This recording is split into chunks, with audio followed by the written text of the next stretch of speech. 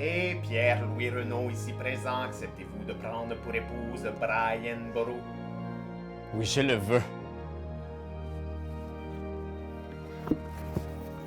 Pam, pam, pam, pam, pam, pam, pam, pam, pam.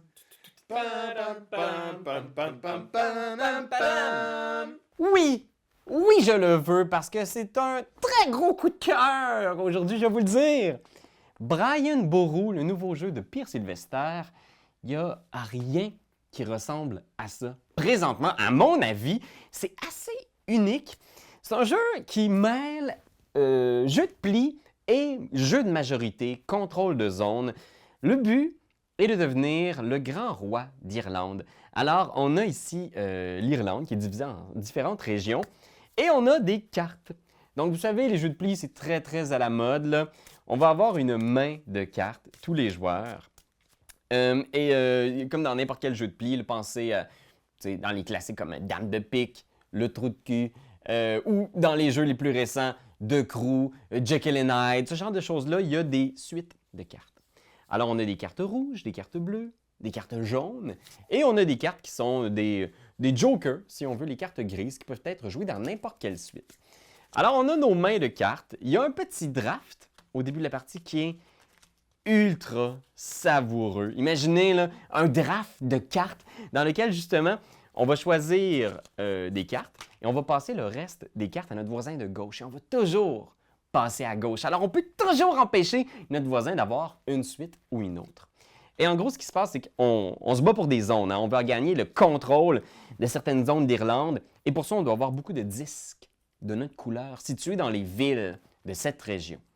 Alors, le premier joueur va désigner une région, une ville qui est en conflit. Il va placer le petit cercle rose ici sur une ville.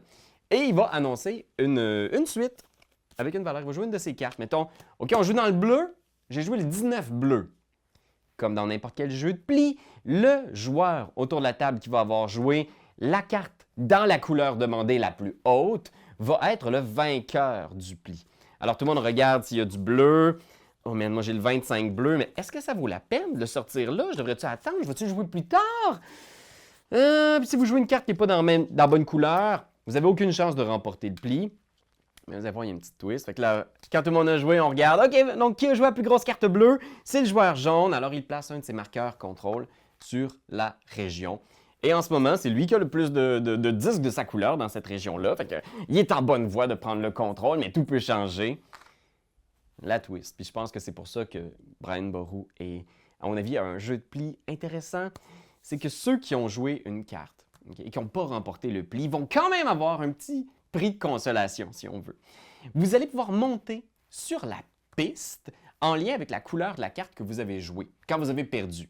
Donc ici, j'ai joué une carte jaune. Ça va me permettre d'avancer sur la piste de mariage. Et à la fin de la manche en cours, quand toutes les cartes de nos mains auront été jouées, le joueur qui sera le plus haut sur la piste mariage va pouvoir se marier avec un noble ou une noble de la région, comme ici c'est le bon Cormac qu'on voit ici. On surprend en train de flécher, comme ça au soleil, des bonheurs, un regard de braise, un bel empennage.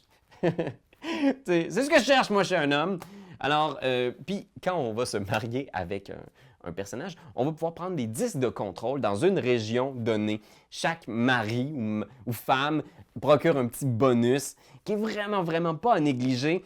Fait que des fois, on veut perdre un pli pour avancer sur ces différentes pistes. Qu'en est-il ici des cartes rouges? Si vous perdez sur une carte rouge, vous pouvez repousser des Vikings. Parce que bien sûr, on est toujours attaqué par ces Vikings. Et plus vous tuez de Vikings, plus vous êtes le joueur qui a la plus grande réputation, vous allez gagner de la gloire par rapport à ça. Et à la fin du tour, si on n'a pas été capable de vaincre tous les Vikings vont prendre le contrôle d'une ville qui a été gagnée précédemment. Et c'est le joueur qui en a vaincu le plus qui va déterminer quelle ville devient une ville viking. Donc, les majorités peuvent fluctuer comme ça. Et finalement, l'Église, les cartes bleues, ben là, ça nous permet de placer des disques de contrôle dans le clergé. Hein? Et ça, c'est le joueur qui va avoir le plus de clergé à la fin du tour va gagner un monastère qui va augmenter, qui va doubler la valeur d'une de ces villes dans une région. Fait que là, cette ville-là, elle vaut 2! Ça peut être un immense bris d'égalité pour une majorité. Fait que, vous voyez, si vous aimez ce genre de jeu-là, de contrôle de zone, vraiment, le pli vient amener toute une dimension intéressante. Parce qu'on retrouve toutes les bonnes vieilles tactiques du pli. Compter les cartes, parce qu'il y a un nombre de cartes données qu'on connaît. On connaît les valeurs, on peut les voir sortir, on peut se rappeler qui a joué quoi, à quel moment. On peut attirer les gens à miser haut dans une couleur, garder la grosse carte pour la fin au moment clé, choisir ses batailles. Tout ça, c'est brillant, c'est génial. C'est un jeu de pli costaud, quand même. C'est pas le petit jeu de pli qui se joue en 1 heure un dimanche après-midi.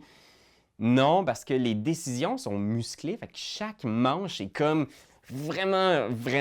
Tu veux pas perdre des cartes. Tu veux pas jouer n'importe quoi parce que c'est un jeu qui pardonne pas.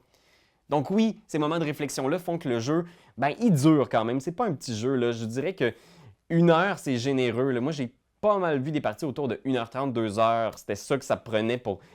Il faut que tu réfléchisses, parce que c'est un jeu qui pardonne pas. Tu sais, quand j'ai parlé justement qu'il y avait une mécanique de rattrapage, donc quand tu perds un pli, tu avances sur les pistes, c'est un peu trompeur de dire que c'est du rattrapage, parce que j'ai vu quand même des gens perdre beaucoup de plis et malgré tout perdre sur les pistes, parce qu'il faut juste que tu sois un en avant de l'autre. C'est très, très cutthroat et un joueur peut facilement non seulement remporter beaucoup de plis, mais perdre les bons plis au bon moment et remporter aussi la lutte pour les Vikings, aussi la lutte pour les monastères. Fait que tu peux finir un tour en étant vraiment... en n'ayant presque aucun gain, tu comprends?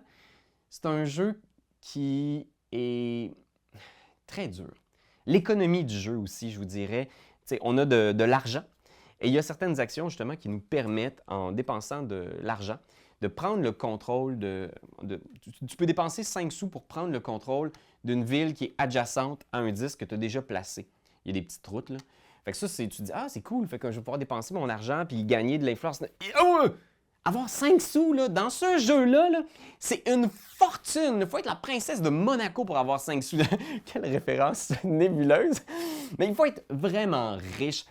C'est le genre de choses qui se produit très rarement parce que l'économie est tellement serrée que j'ai l'impression quasiment même qu'elle est trop serrée.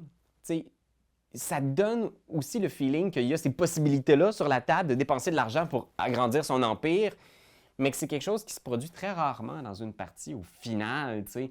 C'est dur à faire, c'est dur à accomplir. Donc, oui, ça peut laisser quand même le feeling parfois qu'il n'y a pas de gros tours où tu avances d'un pas de géant, où tu fais un combo de la mort, que tout le monde est la bouche à terre. C'est des petits gains, c'est des petits bris d'égalité, tout est dans les nuances. Je vous dirais aussi que dans les jeux de Pierre Sylvester, là, relisez tout ce qui concerne les bris d'égalité. C'est souvent là c'est tellement serré que souvent, là, on est à égalité dans une région, puis c'est au bris d'égalité qu'on va aller prendre le contrôle d'une région, puis c'est des gros points. Là. Quand tu contrôles une zone, ça peut être 7 points en fin de game. Là. Fait que ça se joue là. Fait que quand vous expliquez le jeu, relisez et expliquez bien à tous les joueurs c'est quoi les bris d'égalité, parce que c'est souvent là, dans ces petites nuances-là, qu'on va aller chercher la victoire. En tout cas, pour moi, ça a été un gros coup de cœur. Je pense que Pierre Sylvester est en train de devenir un de mes auteurs préférés. Je pense que j'ai aimé ça encore plus que Le Roi est mort. Le Roi est mort était un peu plus abstrait. Là, j'aime beaucoup les pistes, les cartes, le pli, les Vikings, les mariages. Il y a la princesse des Vikings qu'on peut épouser là, à la fin, le Estride, et toutes les villes Vikings deviennent des villes de notre couleur à la fin de la partie. Ça aussi, ça peut être un game changer. C'est, à mon avis, un jeu qui est...